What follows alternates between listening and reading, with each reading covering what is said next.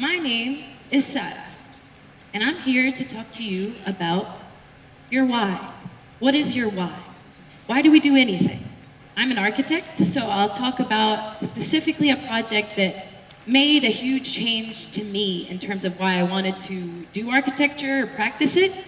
And I want to talk about how you should never stop thinking about your why, because it's the thing that will push you into the future, through all your struggles.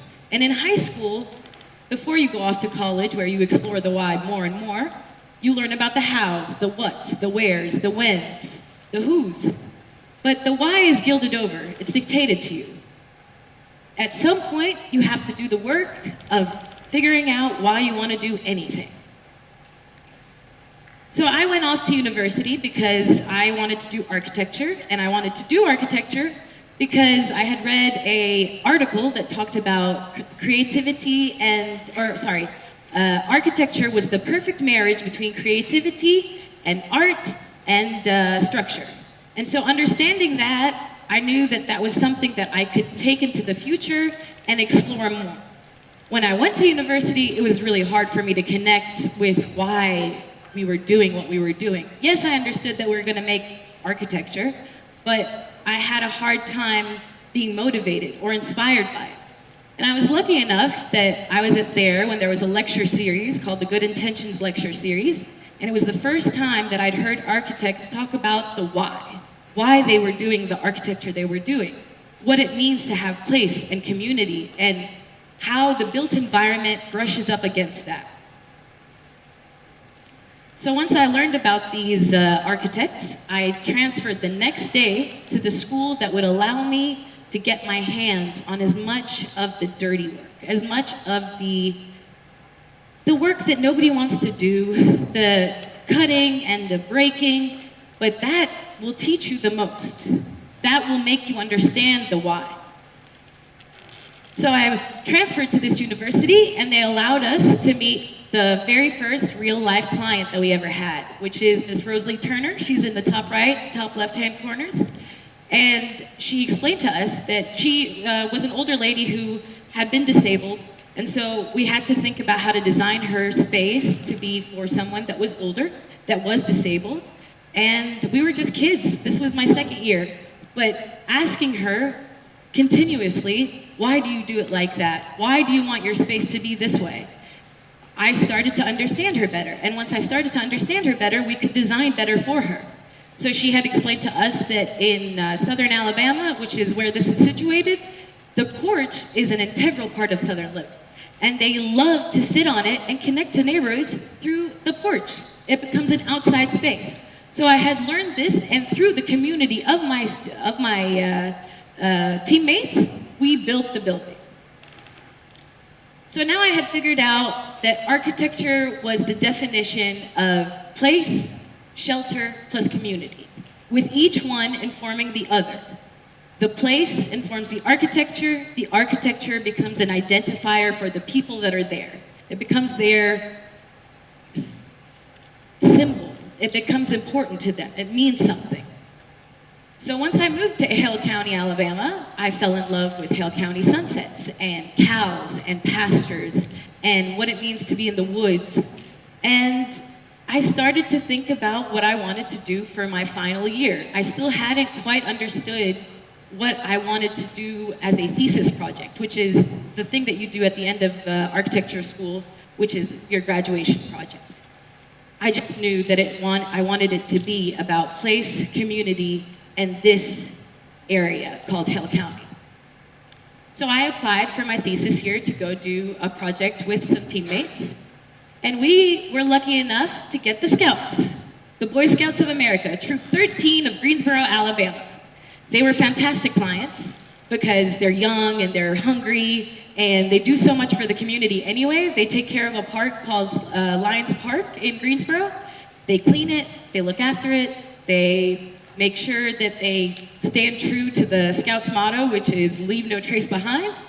And we started to engage with them, doing hours and hours of research. We would go to city council meetings to explain our process and our mind to the community, because they had to be just as much involved in this if they were going to think that it was important. And so we got to work. Once we collected enough information, we started drawing it. A lot of architecture is in the studio, is in the office. You draw and you draw and you draw. Now, them being scouts, they really preferred this idea of a log cabin. So if you have ever seen a log cabin, they're pretty thick. They have really thick walls. They are kind of dark. But we had tried to figure out a way to modernize it and make the architecture become a metaphor for the scouts themselves, right? Like people who take care of the earth, their building should reflect that. So we drew everywhere. This is when we had gone to a restaurant to get away from the drawing and the thinking and the drawing and the thinking, only to draw and think some more on their menus. So we finally came up with the structure that we wanted to do, which was this bent system. This bent system was a truss. The truss would be pulled into tension and compression from these little logs, kind of hearkening to the idea of the log cabin that the scouts had originally thought of. And if you see it here, you understand that the pushing of the weight of the roof and the logs will pull the truss into tension and compression. These logs were small thinnings. They are smaller pieces of wood that are usually in a forest, but they end up competing with the forest, with bigger trees for resources.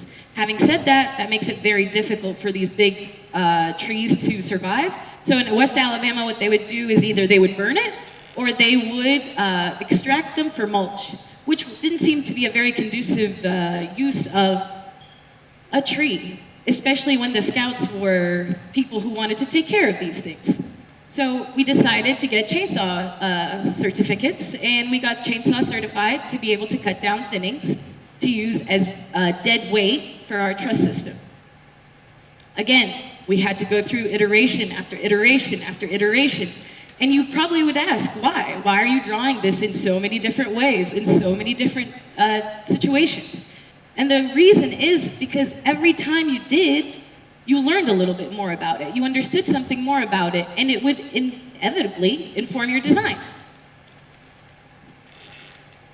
So once we got it to a stage where we felt like it was clean enough, we started to put it into the computer. Once you start to put it into the computer, there are real measurements and real resources that you have to think about, and every square centimeter is also money. And we tried to make sure that the plan would have enough room for the scouts to be able to optimize all of the things that they do. They had weekly meetings, monthly ceremonies, and the piece de resistance was the Pinewood Derby, where they would make a little boxcar out of wood and race them. So the plan, how long the building was informed by this decision of the Pinewood Derby. Why we had these cross-sectional polygal walls was to let in as much light, because the logs were heavy and thick and wouldn't let in enough light. We thought about every single why till the nth degree, and the constant questioning of this why turned our project better and better. These are my teammates, Jamin, Tyler, and Liz. So once we had drawn our project to a point where we understood it the most, we decided to do a little mock-up, a 3-bay bent system, so that we could see if it would work or not. Once we were done with that, we went to the park. Oops, sorry. We went to the park, which is where the scout hut was supposed to be situated. So we would make the formwork for the concrete, and then we would pour, and then we would go back to studio and make more models, and draw again, and redraw again. Now you would probably ask, is it really necessary to do it that many times? Yes, because the why was that we would do it for our clients, who were these young kids taking care of a park, and it would bring them much joy and actually allow them to be able to want to take care of it. There were really hard days on site. The nature of architecture is back-breaking work. Of course, not all architects are going out into the field to build their creations, but it is back-breaking work even if it's in the office, because you just keep drawing and you keep doing, and people make changes and you do it again. But being able to build it, being able to say that I know exactly what went into the concrete, what went into the electrical, what went into the plumbing, made my whys stronger and stronger. So obviously, 15-hour work days, sometimes you get tired. And there are times where we were so exhausted that we just would fall over. But then we were rewarded because of our constant chasing of our whys. We were rewarded with this project, which is the Scout Hut. It is a center for the Boy Scouts of Troop 13 in Greensboro, Alabama. It has all of the logs acting as the weight to pull the truss into tension and compression. And then these polygal cross-sectional walls are letting in as much light. You'll notice also at the bottom there's light coming in from a window that bounces off the slab and reflects light into the space. So this is what it looks like on the inside, and as you move through the project from outside to inside, you get the rough cut timber outside of the thinnings into a more polished cladding that we planed down to the inside, which is also kind of like a metaphor that we chose for the Scouts themselves. Rough on the outside, but really sweet, kind on the inside. It was also from just a utilitarian perspective. Concrete slab so that it could take a hit. The polygal windows were that if there was a fly ball coming through, if this was all glass, it would get shattered, especially in the park. So we decided to use polygal. It made me super happy at the opening to see everybody inside it and using it and experiencing it. But I realized on that day of why I wanted to do architecture. I wanted to do architecture because I think that architecture is a record of how us humans collect history, collect what we value, collect what we think is important. Even the buildings that get taken care of show you what they think is important. And at night, it was like a lantern, like a beacon, because of all of that polygal. The thing about your whys is that it just needs to be that. Your whys need to be your whys. You need to figure out why you want to do architecture, or be a doctor, or be a teacher. It doesn't matter what you want to do, it matters why you want to do it. Because the why is what will sustain you. It will push you through. There are hard days in every job and in every place. But if a why is strong enough, if there's enough value, you'll do it. So I think it's time for you guys to go find your why. And that's it.